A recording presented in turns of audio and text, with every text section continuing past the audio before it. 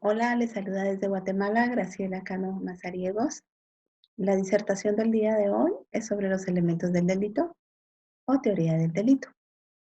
Es un tema sumamente fascinante para los que trabajamos dentro del campo de la psicología jurídico forense, porque vamos directo a poder analizar muchas cuestiones sobre el mismo.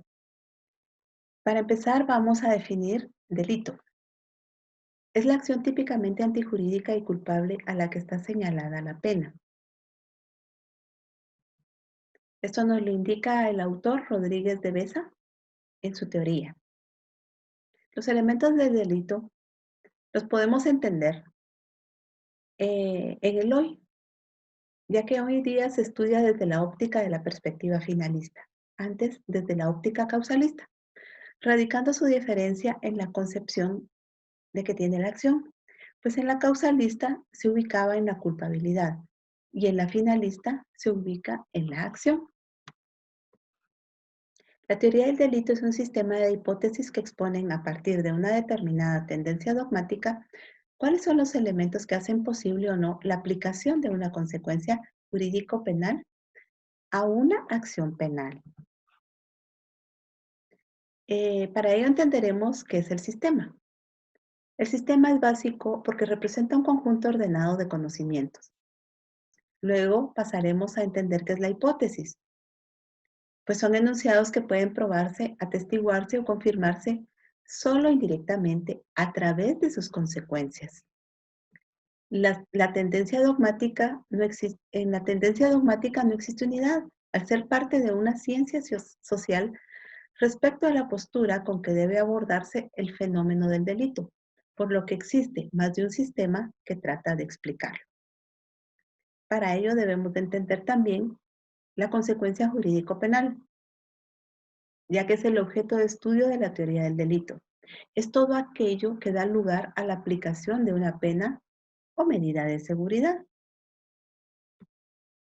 Tenemos que entender también que todo esto parte desde la ciencia del derecho, ya que de ahí es de donde se origina todo y es de ahí de donde hacia donde nosotros colaboramos como las ciencias multidisciplinarias que llegan a realizar. Siempre habrá una introducción, luego la ley penal, la teoría de la ley penal, la teoría delincuencial, la teoría de las penas y la teoría del delito que van a nacer de la ciencia del derecho. Previo al estudio de las categorías que integran el delito, es importante precisar que existen dos sistemas a través de los cuales se formulan los estudios del delito. Se les denominan entonces sistemas.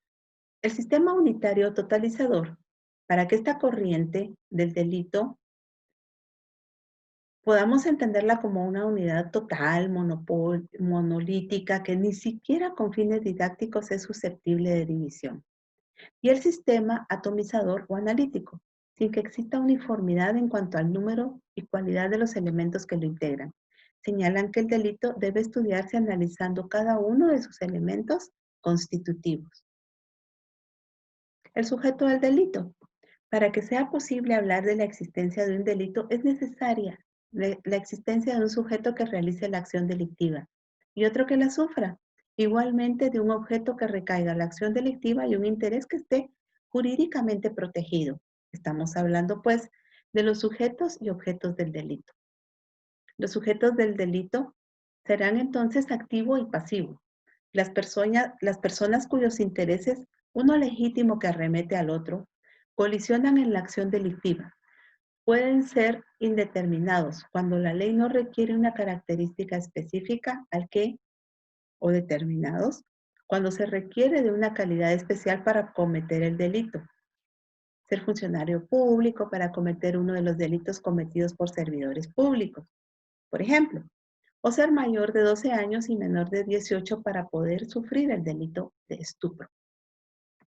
El sujeto activo es la persona física que comete o realiza el comportamiento descrito en la ley en el que causa la lesión o el bien jurídico penalmente protegido al violar el mandato contenido en la norma penal, el delito. Se llama también ofensor, delincuente, agente o criminal. El sujeto activo será siempre una persona física, independientemente del sexo, edad, nacionalidad y otras características que realice la conducta típica, la cual puede ser única o plural. En épocas anteriores fue admisible la responsabilidad penal, no solo de los animales, sino incluso de las cosas. Existe cierta polémica respecto a la admisión de la responsabilidad de las personas morales por países como Alemania, Italia, España y Austria. Ellos admiten que estas son capaces de generar derechos y obligaciones. Igualmente, una persona física puede ser incriminada por cometer delitos. El sujeto pasivo. El sujeto pasivo es la persona física o moral sobre quien recae el daño o peligro causado por la conducta del delincuente. Se denomina también víctima u ofendido, por lo general. Cualquier persona puede ser sujeto pasivo. Sin embargo, dadas las características de cada delito, en algunos casos el propio tipo, descripción legal del delito, señala quién puede serlo, en qué circunstancias también. La persona individual está protegida toda su vida, incluso desde antes de su nacimiento. De igual forma, los restos mortales también son objeto de tutela penal, con base al artículo 225 del Código Penal. El sujeto pasivo del delito y el pasivo del daño generalmente coinciden, pero no son idénticos. Por ejemplo, en el delito de homicidio, el pasivo del delito es el occiso y el pasivo del daño lo son los deudos, que sufren el perjuicio pecuniario o el daño moral originados por el delito. El objeto jurídico, para entender los objetos del delito, es la norma del derecho violado o el bien o interés jurídicamente protegido objeto de la acción delictiva. El objeto material es la persona o cosa sobre la que materialmente recaen los resultados de la acción delictiva. Puede ser del propio sujeto pasivo y las cosas animadas o inanimadas que se afectan en la acción del sujeto activo. La acción entonces será el movimiento corporal consciente que provoca un cambio o peligro. La antijuricidad es la violación de las normas de cultura reconocidas por el Estado. La tipicidad es la adecuación de la acción del modelo descrito por el legislador, o sea, el tipo penal. Descripción de acción que hace el legislador tutelando una norma de cultura y previniendo una sanción. La inimputabilidad es la capacidad de entender y querer, condicionada por la salud y madurez respecto al derecho penal, y de obrar conforme a este conocimiento. En la base psicológica, la culpabilidad, por lo que solo el sujeto, que es imputable, puede ser responsable. La culpabilidad es el resultado del juicio del valor que da origen al reproche al autor de la acción delictiva por la relación psicológica entre él y el resultado, siempre que en la misma fuere posible exigírsele proceder conforme a las normas. La punibilidad, para que sea incriminable, la acción antijurídica y típica realizada por el sujeto imputable ha de estar acompañada por la amenaza legal de la imposición de una pena en una conminación prevista en ley. Los elementos del delito también tienen elementos negativos.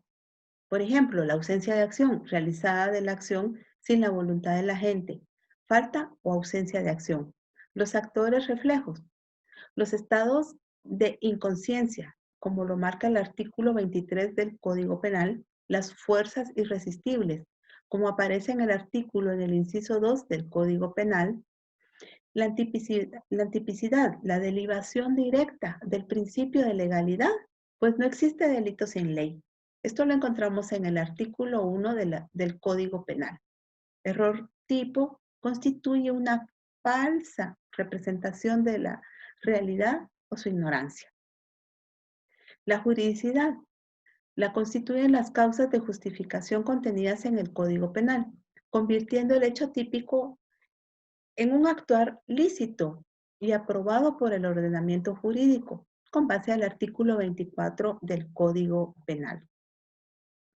La inimputabilidad constituye la eximiente de responsabilidad penal que determina las causas de inimputabilidad. La persona que no está en capacidad de conocer y comprender que actúa antijurídicamente o que no, pudiendo comprenderlo, no está en condiciones de actuar de otra manera, como lo indica el artículo 23 del Código Penal acá en Guatemala. La inculpabilidad es un eximiente de penalidad que se presenta entre las causas de inculpabilidad.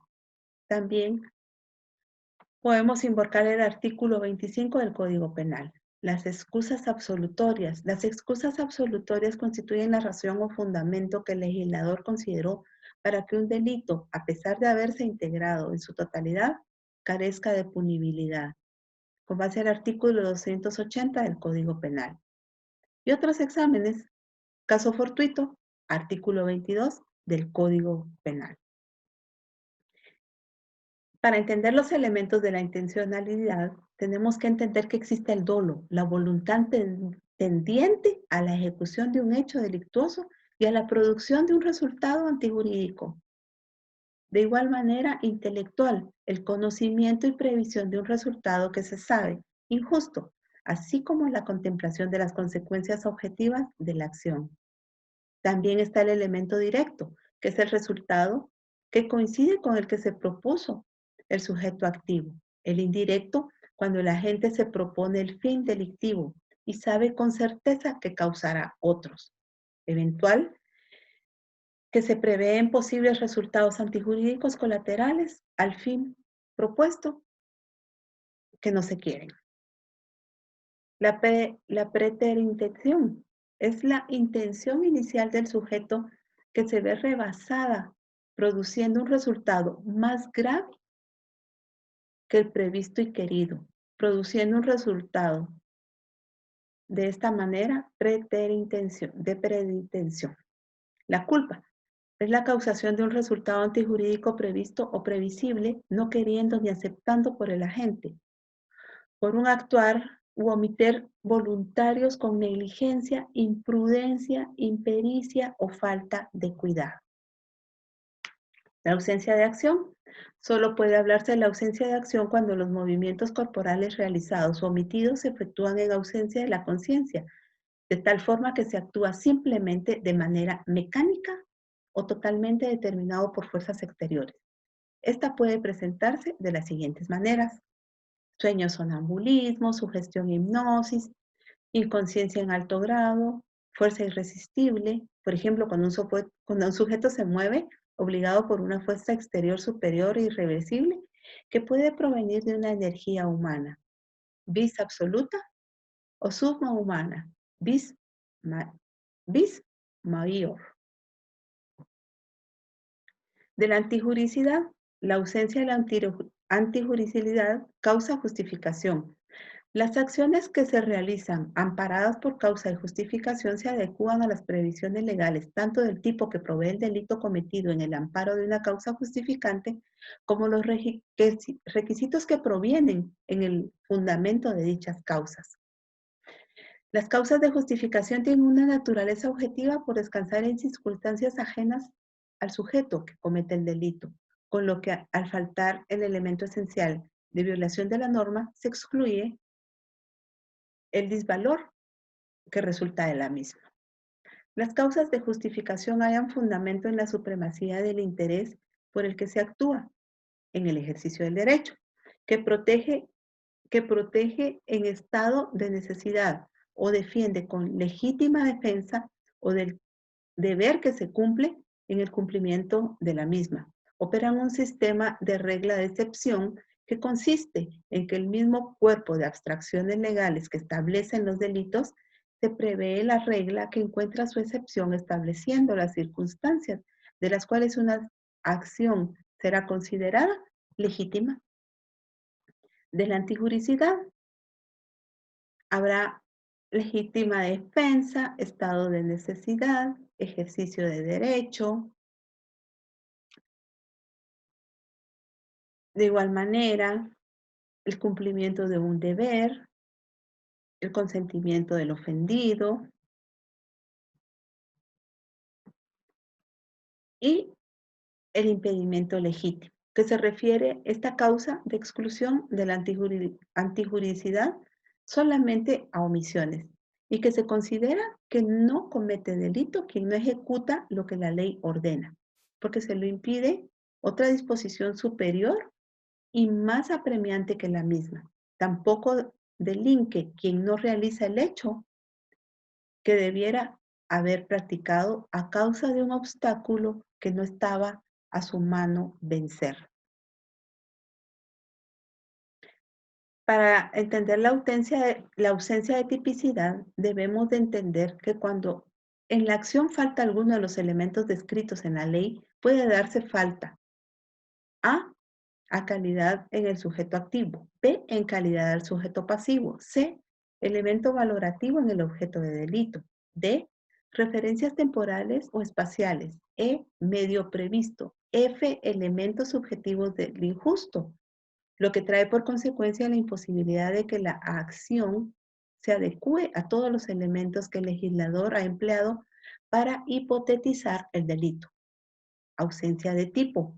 Se da cuando el legislador no prevé acción alguna en el tiempo penal que pretende aplicarse y solo hace alusión a ella o simplemente la menciona sin describirla, por lo que en consecuencia la acción no podrá adecuarse a un tipo de rigor. No existe. La inimputabilidad es aquella zona intermedia, las acciones o la actione libere in causa y la ausencia de imputabilidad.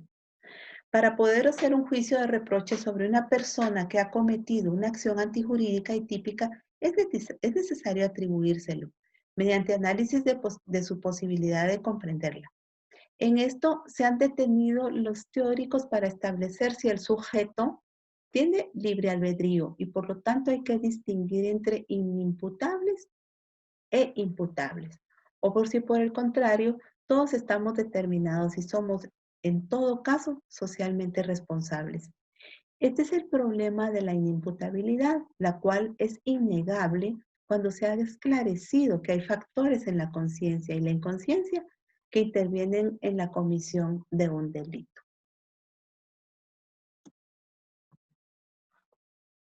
De la culpa. Ausencia de culpabilidad, la inculpabilidad.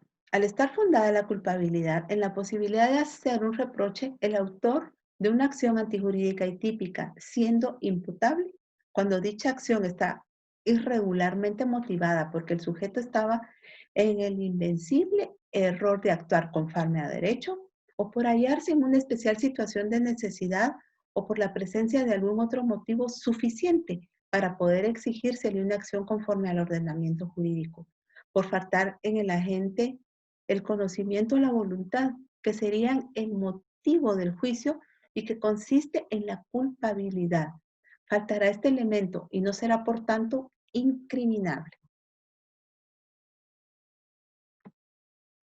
La punibilidad, sus condiciones objetivas y penas. A pesar de que muchos autores consideran la punibilidad simplemente como consecuencia del delito, excluyendo por tanto que entre los elementos que la integran, parecen confundir la pena, verdadera consecuencia del delito y pretensión del derecho penal.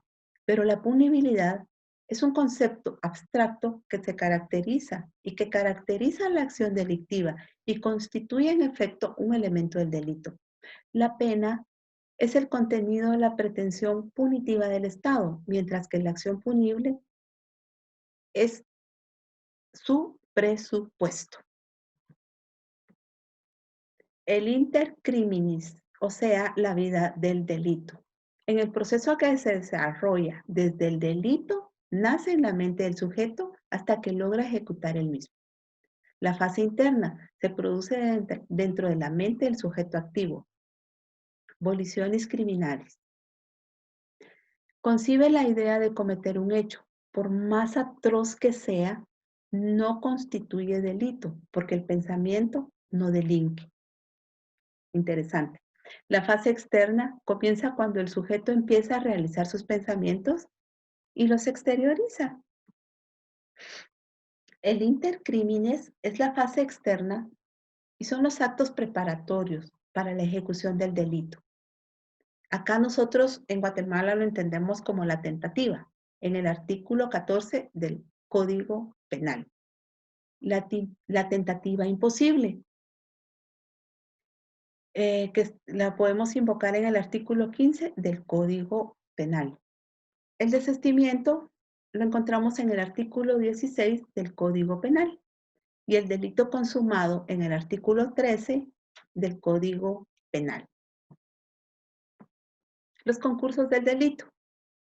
Para poder entender los elementos del delito o la teoría del delito, tenemos que tomar en consideración también el concurso real. Al responsable de 2 o más delitos, lo podemos encontrar claramente definido en el artículo 69 del Código Penal. El concurso ideal, en el caso en que solo el hecho constituya 2 o más delitos, o cuando uno de ellos se medió o se debió o se medió, como lo podamos entender en los demás países, necesario de cometer el otro. Y esto lo encontramos nosotros acá en Guatemala en el artículo 60 del Código Penal. Existe también el delito continuado, perdón, cuando varias acciones y omisiones se cometen en las circunstancias contenidas en el artículo 70 del Código Penal. También debemos de entender y comprender la parte y la fase de la participación en el delito. Son responsables penalmente los autores, con base al artículo 36 del Código Penal, y los cómplices en el artículo 37 del Código Penal. Con esto y en esto les puedo resumir cómo en Guatemala se describen los elementos del delito, cómo nos basamos en la teoría del delito para poder tipificar y de esta manera poder salir a los diferentes escenarios que nosotros tenemos, ¿verdad? Entiéndase femicidio, entiéndase una serie de factores, se los pongo así cerradito para que podamos verlo también en agresión contra personas menores de edad, también en todo lo que es delitos sexuales, en todo lo referente también a otra serie de delitos que son mundiales, que no vienen a ser el día de hoy novedad. Sin embargo, que ahora en época de pandemia es muy importante que nosotros los tomemos en consideración y podamos nosotros hacer también el repaso necesario y teórico que necesitamos para poder tener una luz y poder asesorar al abogado al cual estamos asistiendo. O si estamos en la parte de la fiscalía, poder hacer un trabajo totalmente apegado a ley y totalmente objetivo y un trabajo que sea útil totalmente. Y de igual manera, cuando se trabaja ya para realizar las pericias en los peritos asignados por el Instituto Nacional de Ciencias Forenses de Guatemala, puedan realizar un trabajo óptimo, útil y que pueda ser un elemento de prueba cuando realmente lo amerite y ser objetivos realmente cuando no exista delito por perseguir. Y así sucesivamente podemos ir analizando y viendo y partiendo, ya que esto es un abanico maravilloso de conocimiento y hoy solamente en mi disertación quise darles lo básico, lo esencial y lo completo, dentro de lo que se los pude sintetizar para poder disertarlo el día de hoy. Ha sido un gusto compartir con ustedes. Reitero, reciban un abrazo desde Guatemala y les saluda Graciela Cano Mazariegos, psicóloga jurídico forense. Muchísimas gracias y hasta pronto.